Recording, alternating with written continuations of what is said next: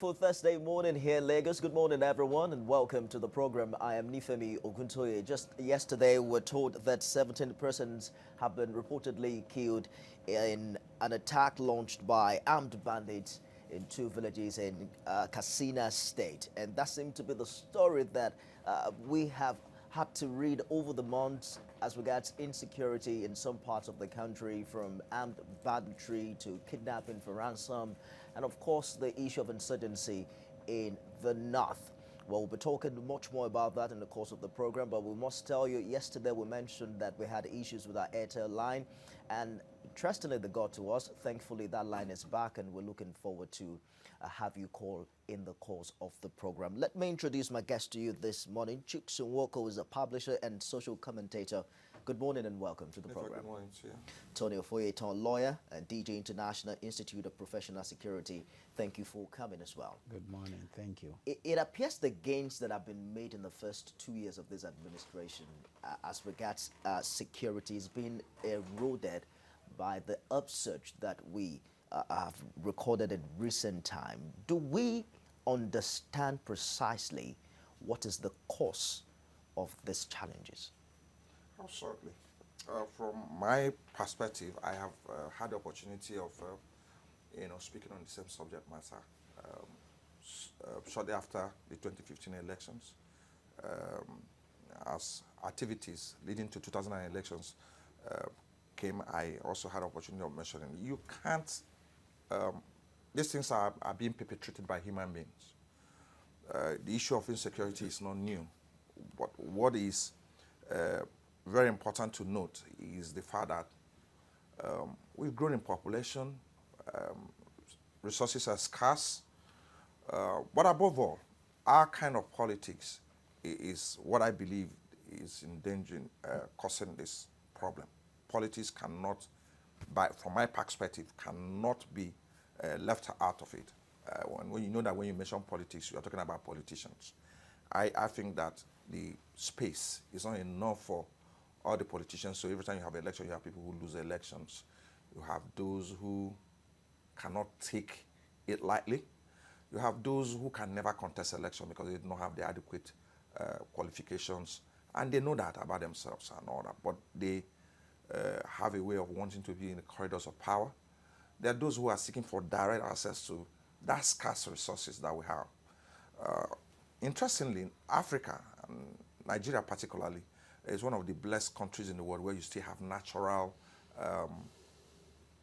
environment, natural endowments and all that. But we're not utilizing that because of oil. And anywhere you have had oil, or any country where you have oil business, the two things that are one thing that is, you find that occurs regularly is corruption, whether it's in Saudi Arabia or whether it's in Venezuela or in Nigeria. If you take a precursor and check around these countries where you have oil, from 1973 when oil went from $6 to $11, then shot up to $22 and all that.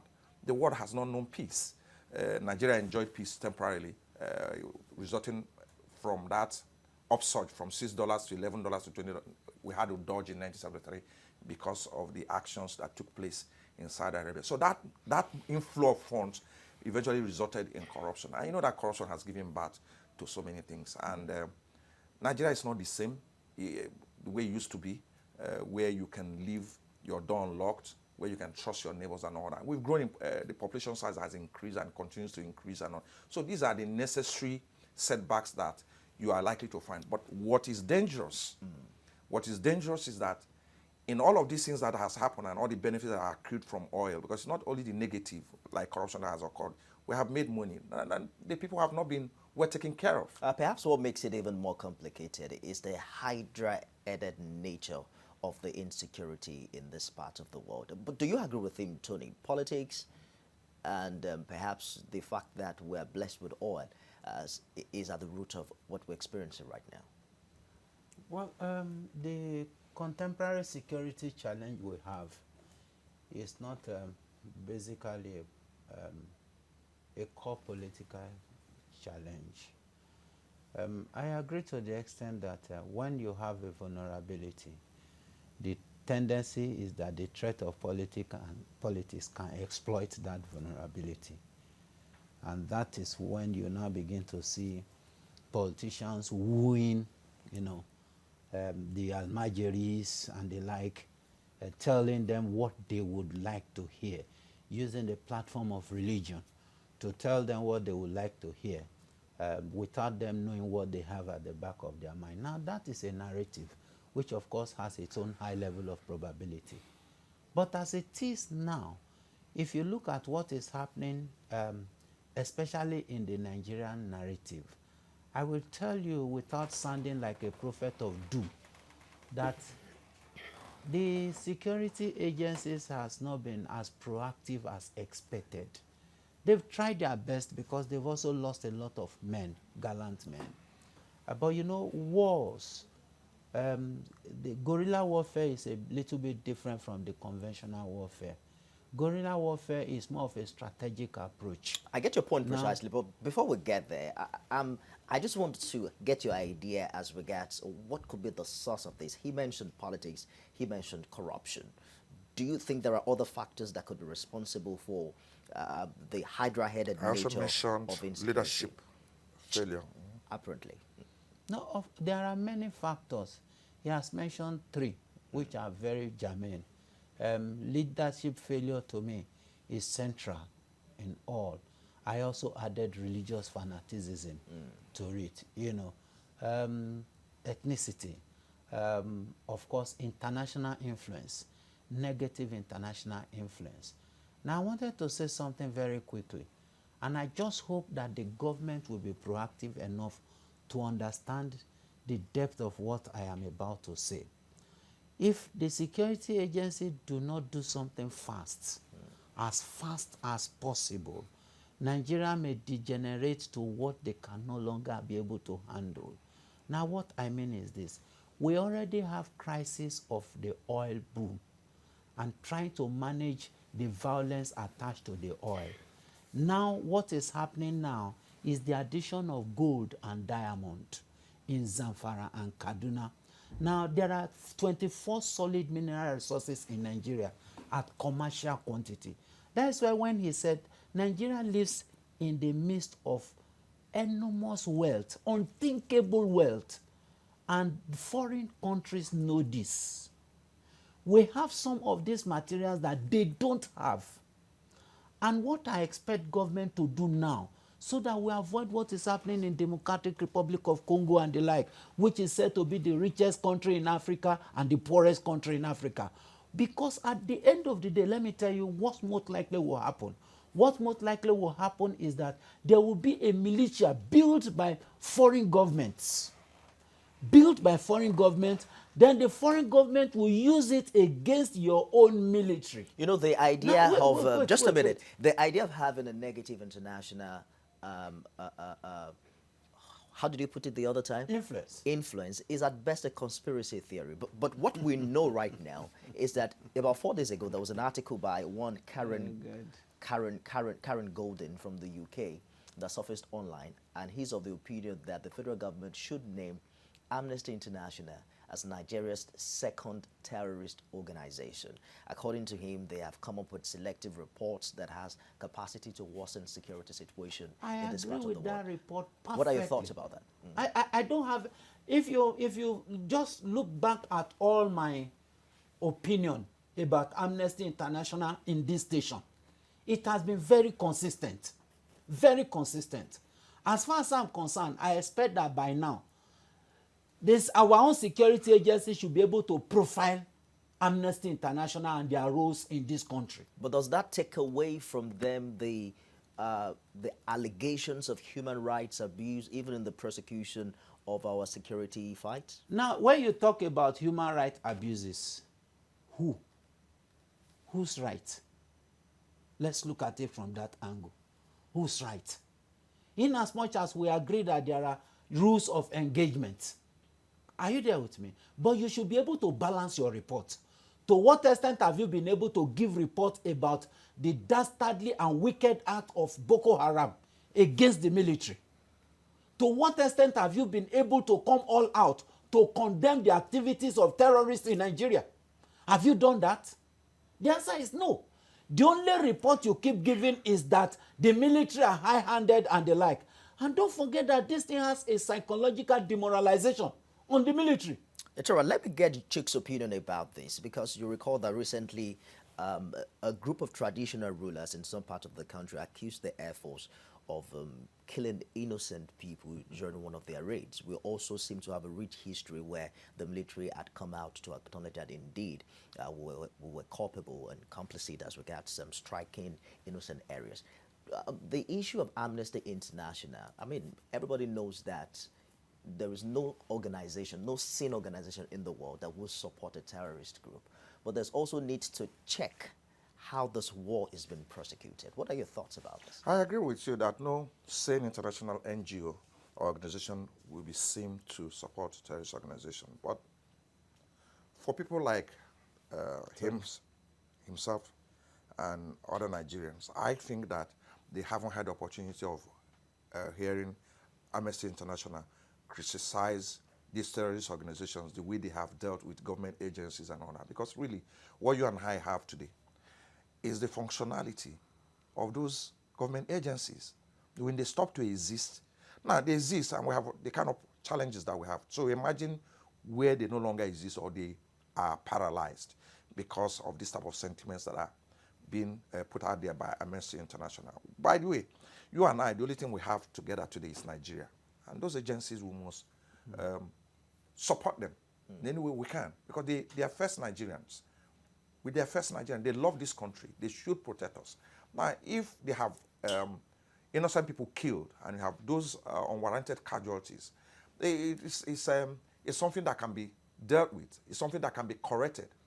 But I don't think it should be acceptable to you and I when we have this organization, this NGO that is constantly breathing down the neck of institutions of our government, of our nation, because they have greater work to do in their own countries where they have headquarters. They should understand that the technology that we have today that is driving global economy, whether it's in Silicon Valley or in Israel or in China, these raw materials that he named, some of them are used for the manufacture of these things. So these world powers, these technologically developed countries, they are not guiltless in terms of supporting these militias or coming and sending people to come and take these resources from us. They control the oil. Now, if we allow them again to come and control these other resources, and we have this boundary and I heard that is as a result of the fact that you have foreign entities coming to mine goods and all that, you should worry you, because what are they looking for? They are looking for raw materials. But don't you think we should take the... They are looking for raw materials for the manufacture of the cell phone that you have in your pocket. I get your point, but what I'm saying is that shouldn't Nigeria take the bulk of the blame? It's an independent state, for crying out loud. How should we be so porous to allow, if what you're saying is true, to allow another independent nation? That's why they are called criminals. Criminals are always ahead of governments, of institutions, of people that they want to deal with. So it's at that point that you have intelligence, that you have people who fight crime. I mean, if they are not ahead of nations and institutions, then why do you have a situation where you're fighting these things? Let's bring this back to the federal government. In retrospect now, one of the salient reasons why President Muhammadu Buhari won election in 2015 was the public perception that given his military background, he could, or that he should, secure the nation better. Do you think that we've seen, some sort of modified strategy or some sort of a better strategy, to this effect in the past 3.5 years? The answer is in the negative, and it's reciprocal.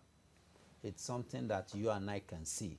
It speaks for itself without any form of sentiments. And many a times, what we must understand is that when you talk about professionalism, there's the necessity for you to be on the job.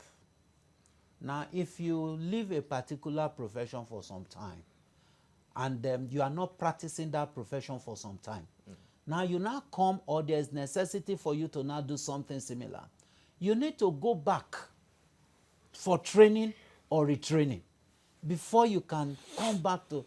Now, when we talk about the commander-in-chief, what we expect him to do ordinarily is basically, be able to identify the best brains in his, he's not going to bear the arms and the like. Now, why I gave that analogy is, let's not look at the fact that he was a military general. As it is now, it has no bearing per se, because it's not the person that is going to be on the field. No, but the advantage that, okay, he understands the workings of the military and the like, but it's not coming to play now. Maybe because of age, maybe because for one reason or the other he has lost touch with the fact that we are now in a technologically advanced world and society compared to the era of Matazzini, which was the era of bow and arrow and pump action and all those stuff like that, you know, all those compared together. Then you also look at what is happening now. The body language of the president is not as enthusiastic as we would expect it to be. In 2017, recall that the National Council of State approved $1 billion for security, and one way or the other, some would say that that huge amount of money perhaps is to boost the technological help for the military, perhaps might not be in tandem with your position of bows and arrows. Unfortunately, as of December last year, the military says they haven't gotten, that money.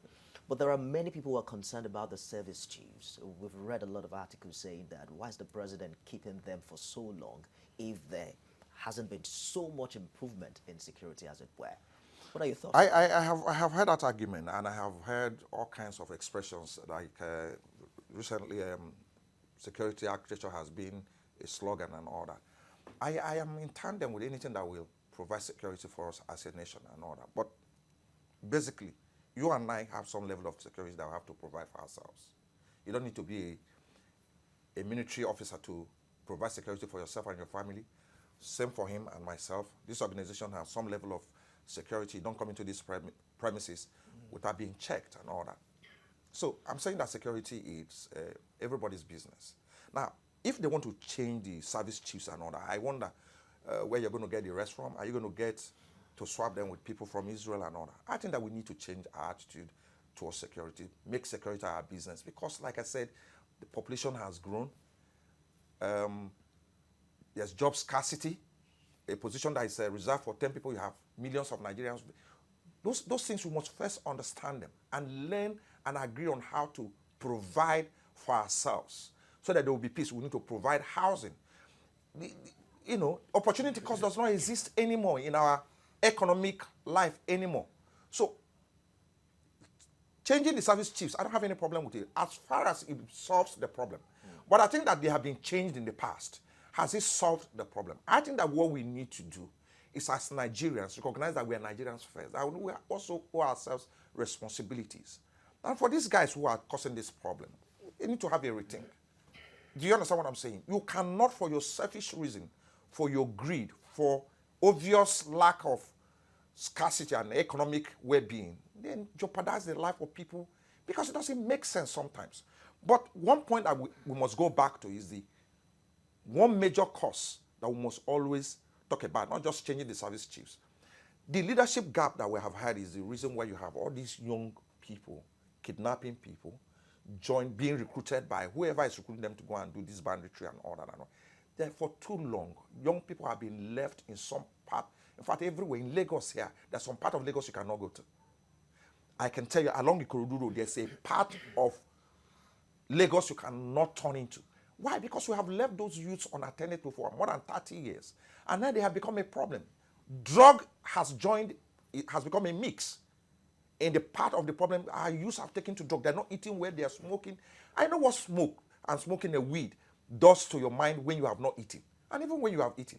So just reducing it to the issue of service. If they make you a service chief, you can only do what you can do. You have people that you need to control. I also believe in purchase of equipment. But beyond that, 9/11 occurred in the United States of America. It's not because of lack of funds for defense and for research and for creativity and for innovation. No, they play around with money. They have enough money. They might be hungry, but they have money for these things. They have technology. They have knowledge. They have everything. 9/11 occurred. I asked your colleague who interviewed me last week, what lesson did they learn? What lesson did we take away from that whatever? Young people just simply distracted the United States government, and they brought down those Twin Towers. But the point here is that you can change how many service chiefs that you want to change. We must address the issue of poverty. We must address the issue of leadership, where you have politicians who earn so much and live a lifestyle that makes a young, vulnerable person to say, look, these guys are not working. They're earning so much and enjoying so much. I don't have to work. A lot of our youth don't believe so much in work anymore. Work is not just about money. We work because that's the way the world was created, through work. So if we go by your American analogy, we can as well prove that the fact that the economy is buoyant and people can afford a 3 square meal doesn't mean that there will be peace. People can be so full that they start misbehaving. And it is public knowledge about the role of government as regards their primary role according to the Constitution, provision of welfare and security. But what is the role of the people? So they say that the average killer in Zamfara, for instance, also is a member of a family, that if parents were to raise him or her properly, he wouldn't go out carrying gun and killing people. How involved do you see the citizenry in all of this? Well, I think if we have to go on that, we are going to be looking at the societal values. And that means that we'll be looking at it from the home front, from the father and the mother's relationship with a little kid, right from that little, child. How that child is brought up. Is it from a broken home or from, a well-parented setting? What is the level of discipline the child receives? And then, like he said... Do you think our family was better off when the economy was more buoyant, for instance? Now, we had better values. Now, I'll tell you something. When we were growing up, for example, it is iniquitous for you to bring somebody's biro or pencil home. Your parents will beat the hell out Perhaps of because you had your own, right? Now, yes. Whether you have it or not, it doesn't matter. It doesn't matter at all. We are talking of a generation where your parents may not even be able to afford 3 square meals, but there's something they value so much, name. They value the family name. To the extent that you remember in those days when you are going, they will say, remember the son of whom thou art. Now, that is just a central message then. But nowadays, what do you see? You see parents that will pay for teachers to write common entrance exam. How do you feel? Common entrance exam, not WAEC, what do you not think, JAMB. What do you think is responsible for that value erosion over the years? It is because we have a misplacement of value. We have now shifted our value to money. The god of mammon, it's now idolized. That is why, like he rightly said, youths are no longer interested in work. What we are interested in is what? Money.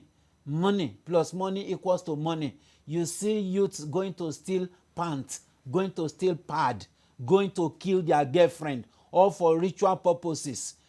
Because this is now a society where you can be poor yesterday and today you are a multi-millionaire and nobody asks you question. Even your parents will go to church and mosque to do what? To say praise God and all those stuff like that without asking where did you get the money from. As far as they are concerned, you are... Now, these are major problems. I get your point, but can we bring back this value that you're talking about without government providing buffer for pain, for poverty? A situation where, for instance, you see someone win an election or occupy a political office, and you can tell precisely how he has corruptly, enriched himself over the years. If government doesn't lead by example, for instance, do you think that we're going to be able to inspire this level of value that he's talking about? I thought that what you would have said to me is not mentioning government, but the media. How do you mean? If we stop celebrating foolishness and foolish people as our heroes, it was my elder brother's birthday yesterday. That's what the message I sent to him. We should be celebrating him because he went to Yaba Tech by federal government scholarship. He had to finish before I could go to secondary school. Why? Because of abject poverty. I came from a very terrible environment of poverty. 2 years I couldn't go to secondary school. How much was my school fees in 1976? 100 naira. Now, what I was told was, go and repeat. Your elder brother, and he brought the Sunday Times, one newspaper like that with a green whatever as his logo. The name of my elder brother, my mother's first son, appeared in that paper that he just won a federal government scholarship to go to any university in any part of the world. The guy chose to go to Yaba Tech. He did 2 years, studied science.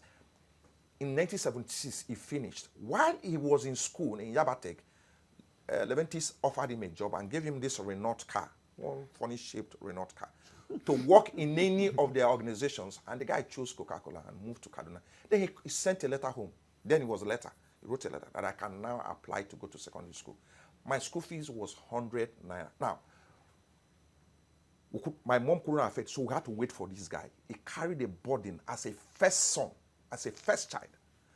Now, yesterday was his birthday, 1st of May. So I was trying to celebrate him, and I was saying to him, it is people like you that should be celebrated. Not a man who is a money launderer, a man who earns money from money that he has laundered, and has made so much money, and is marrying a 18-year-old girl. He's the one that's all over the media. And nobody is asking how he made that money. He laundered that money for all these people. The money is now repatriated back because he helped them to trace the money.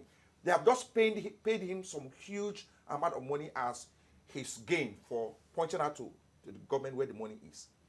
The media is celebrating him and his 18-year-old whatever. Now I'm saying to the media that what we need to do is to reverse that. I have a niece who is a medical doctor. He went to the United States, passed the exams, and became a medical doctor. Those are the kind of people that should be celebrated. Nifemi, it's people like you that should be celebrated. Why? Because check where you're coming from. Now, that I came from a poverty-stricken environment is not a reason to remain poor. So I have to work my way, educate myself.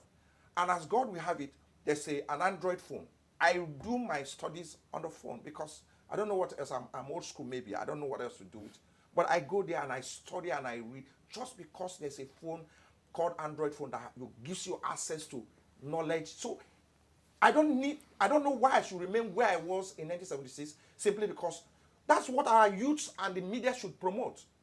That because you come from a poor background is not a reason to remain poor. You can fight your way back. You can fight your way up because it would be a crime to remain where you were 20 years ago. Now, what do you need to do? Find something to do and stay at it.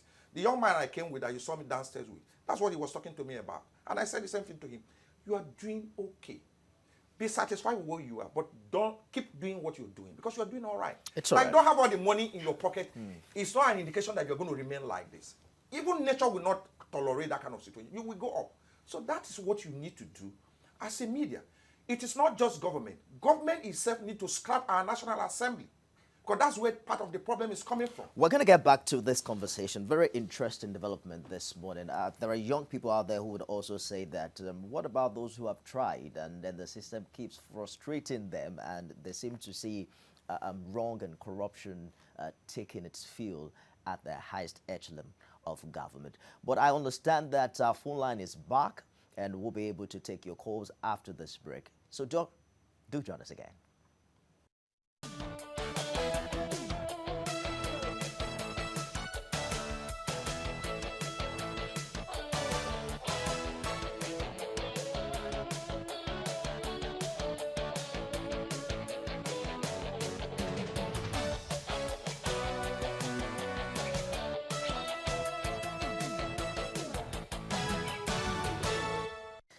Glad to have you back. We're talking about the security situation in the country. Chukwuwoko, Tony Ofoyeton, thank you, gentlemen, for staying the course on the program this morning. Elton's promised that our line is back, so we'll look forward to hearing from you and having your contribution on the program this morning. Gentlemen, the issue with kidnapping and abduction appear to have been on the rise, with victims who are released now reportedly having to pay ransoms, even though police will tell you that that shouldn't be the case.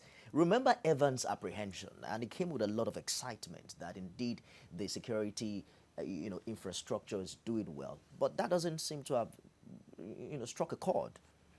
Or is it the fact that the case is staying too long in court? No.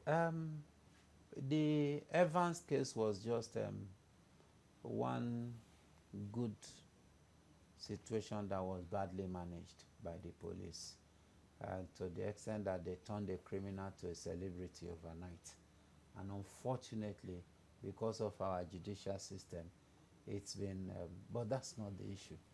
the issue for kidnapping as it is now, our security agencies are also culpable, retired and serving. I think that the security agencies, especially the Army, the Police, the Navy, and the Air Force, they need to now look inward and begin to tailgate the movement of their ratings, especially. Let me hold you for a minute to take this call from Ojota. Good morning today. Yeah, good morning. Glad to have you calling. Please go ahead with your contribution. Yeah, thanks very much. Yeah. My contribution to the program, like one of the guest speakers said, that when he was narrating the history of how to celebrate the so-called looters, or how would I call it, I think the best thing for me is that, like an example I can say now, I'm working in an organization that is a kind of money, that generates money for a state. I'm telling you right now that I'm still at home in a situation whereby the job is still there. Most of my colleagues, everybody are still at home, and they are doing nothing. And the job is there. I don't understand. Is there to be done. I don't understand that you're at because home and you're doing nothing. I mean, why are you at home? Are they still paying you sitting at home? They are not paying. They are not paying us. But the job is there. The job is outside there. It's all right. Look for someone else to do it. I think you made your point there, Tunde. Thank you very much for calling Now, in. you see, like I was saying, if you look at the level of those that were kidnapped, if they narrate their story, they will tell you that one or two of them are either serving or retired military personnel or policemen. Now, let me tell you, the dexterity at which contemporary kidnappers operate is beyond what an ordinary normal criminal that has not gone through any form of formal training can. The bravado with which they attack orderlies, BGs, and security details also tells you that this is not just group of boys that are just urchins and the like that just decide to say there is money in this business, let's go into it. No. You're saying that poor welfare for security personnel. No, poor welfare can be, but what was saying, no, I don't always give excuses for criminals. I always count it as greed, as far as I'm concerned. No matter the excuse, I don't fall within the category of people that believe in the narrative of unemployment. I don't, because I'm a Nigerian and I've gone through what he said. If we begin to also talk about our biography in life, some of you will shed tears for some of us. You understand? We have the opportunity of choosing between right and wrong. And we decided to choose right. And right now, you don't look like where you're coming from. But so, let's take this call very quickly from Ibadan. Good morning, Ola. Yeah, good morning. Please go ahead. Yeah, my contribution is this. I think in Nigeria, we have come to a stage that we need a revolution. Politically, all our political leaders have failed us.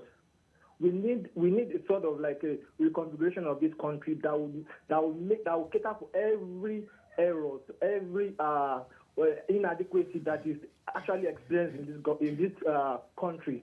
That's my contribution. We need a total revolution that could begin from probably the youth, the media, because we have a lot of hypocrites that are even working in the government. You can see some federal agencies that are absolutely doing nothing and they are getting paid. I have one of my friends that is living in the neighborhood. He only goes to work from 8 to 1.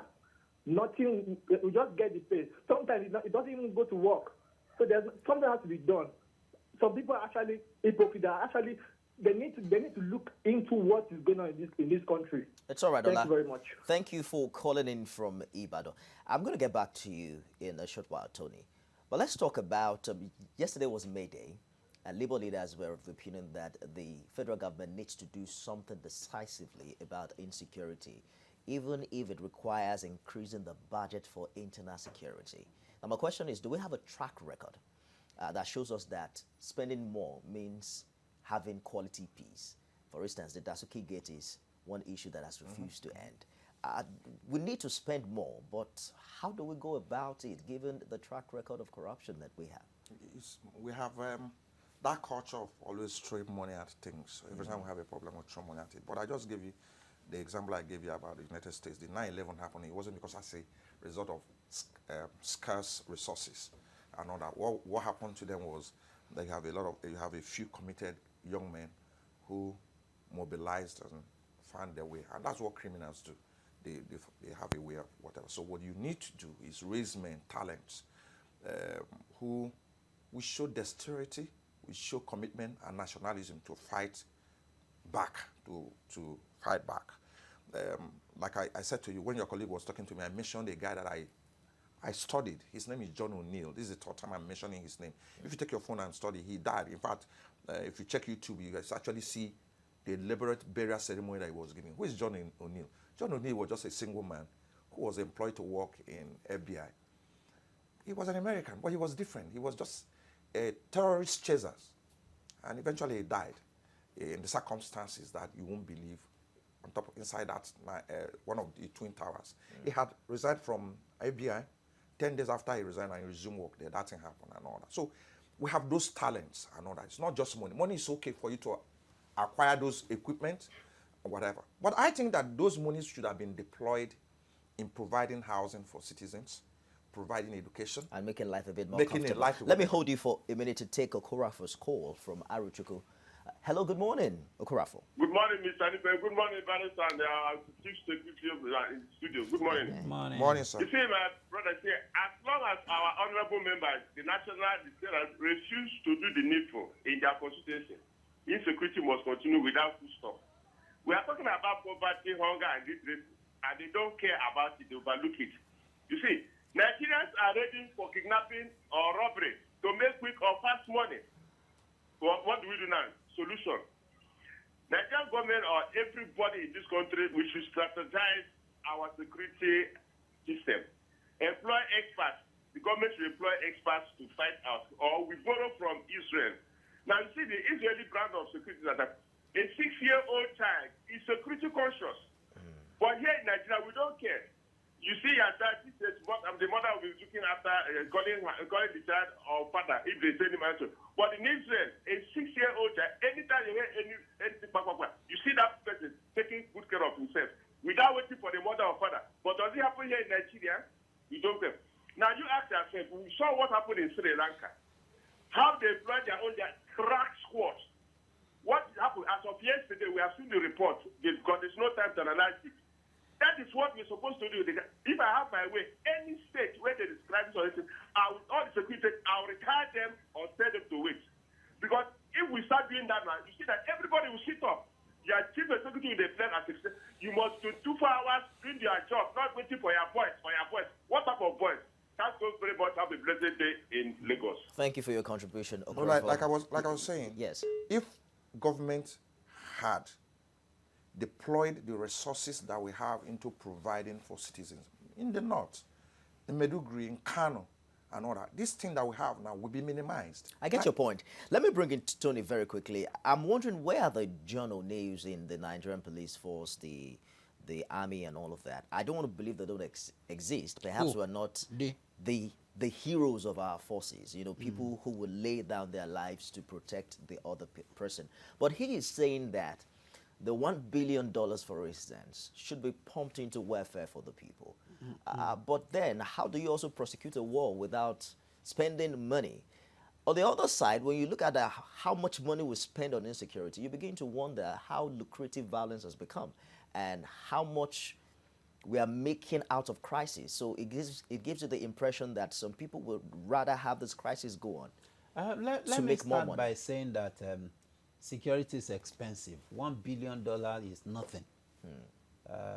As big and as monstrous as it is, it's about 360 billion naira. In security, it is nothing. On the condition that it is judiciously used, it can also go a long way. The fear in most cases in the heart of the average Nigerian is, give these people 1 billion naira, I can assure you that they will not spend up to 100 million naira. The rest 900 million will go down the drain. That is always the fear. The money itself is not enough. If you talk about $1 billion at the end of the day, how many jet fighters will you be able to acquire with it? I hope you understand. Not to talk of even the waterways and the like. So strictly speaking, the money is not the main problem. You know, the political will is also a major. The $1 billion you talk about now, how do you feel when the Chief of Army Staff came on air to say, we have not even received this money? Even the $1 billion you are talking about, we have not received it. So you see, it means that, like he said, leadership is a problem in this country. The problem Nigeria has is not everything you want to analyze in Nigeria. Everything. It falls down to leadership failure. We have a caller from the United Kingdom. Good morning, Ola. Good morning. This is Ola. Please, I would like to make just a short contribution to the discourse of insecurity in Nigeria. Firstly, I would like to make it clear that the situation we have in Nigeria today, going by the democracy rule that a foreign democracy that we have adopted in Nigeria, we will never move forward. All the countries that are using democracy today, they don't start from democracy. They have a history of how they dealt ruthlessly with the corrupt amongst them. After they arrived to where we did, they started making rules in order to how to govern their state on fair rule. But as far as we are concerned today in Nigeria, we are not there. We need a military democracy in Nigeria, so that a situation whereby the person that is heading, because we will be able to deal decisively with something that goes wrong with our values. As of today, we don't even have a value. All our values have been eroded. That is number one.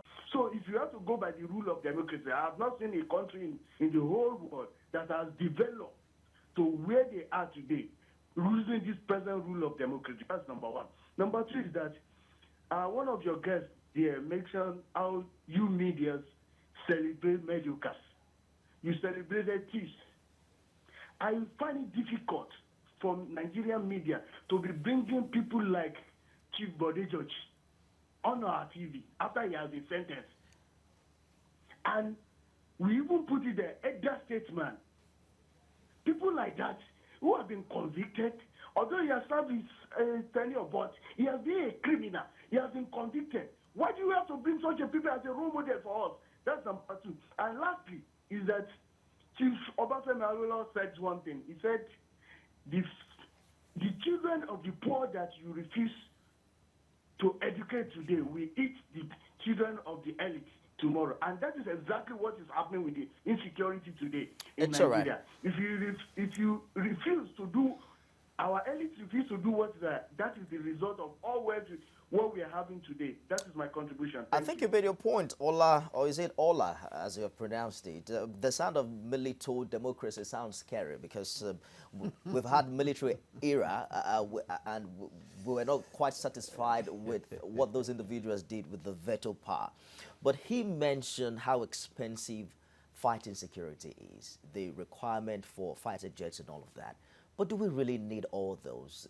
Someone said at the floor of the Red Chamber, for instance. If you have all those things and all the, we are very rich. I was even making a point. You know, a lawmaker said that our violence is local, and that solving it requires a local solution. Perhaps something as little as talking with the traditional rulers, settling the needs of the farmers as well as the herders wouldn't require a jet fighter. Part of the problem is not the... Part of the solution is also the fact that we need to do away with that National Assembly. Modify it, do away with it, create something else. That is part of, because they are leaving very soon. The 8th Assembly is going to end in a few weeks' time. They are going to all, we're going to be saying goodbye to them with a check or a draft or whatever it is, or transfer money to the account to the tune of billions and all that and all that. we need those monies to take care of a larger number of population by providing for the people. Our roads are bad. Infrastructure is almost zero and all that and all that. But modifying what we have is essential. Now, this group of people, including that lawmaker, we have a situation on ground right now where an individual is on social media and we're seeing how he's living his life. I'm afraid that I'm going to have to cut you now. Gentlemen, we don't seem to have as much time as we thought. Chuk Sunwoko is a publisher and social commentator. Tony Ofoyeton, lawyer, DG International Institute of Professional Security. Thank you so much for coming on the program today. We apologize. We have to join a live feed from Abuja for a book presentation. Be sure that we'll be back tomorrow with another exciting one. I am Nifemi Oguntoye. Thanks for joining us.